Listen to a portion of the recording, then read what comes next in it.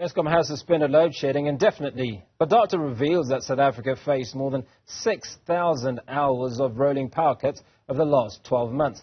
The figures put together by load shedding tracking app ESP show just how bad our energy woes have been in 2023. Newzroom Afrika's Andersen reports. There are 365 days in a year. While those days are broken up into months around the world, for South Africans, another way to divide the year is by how many days we spent in each stage of load shedding. According to the people who spend their days tracking power cut schedules and zones at the ESP app, 2023 was, as we all know, the worst year for load shedding ever seen in SA. Between the 6 stages of load shedding experienced throughout 2023, the country spent the most time, 80 days, under Stage 4.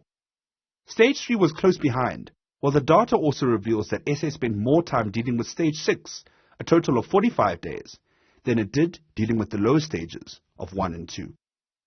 This week, ESKOM released its financial results for the third quarter of this financial year. Despite recording a net profit of 1.6 billion rand after tax, the utility is set to record a financial loss of 23.2 billion rand at the end of the current financial year. The power utility says the loss is due to poor generating performance, high debts, and a non-payment from some customers. So is there light at the end of a tunnel? According to ESKOM Acting Chief Financial Officer, Martin Bass, there is.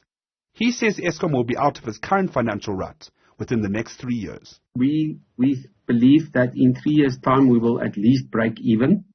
In 2025 we will see an improvement. And when I say improvement, we will still make a loss. And then in 26, 27, we will actually break even, and thereafter we will start making profits. Also taking into account that during the debt relief period, which government has provided ESKOM, we're not allowed to enter into any more debt.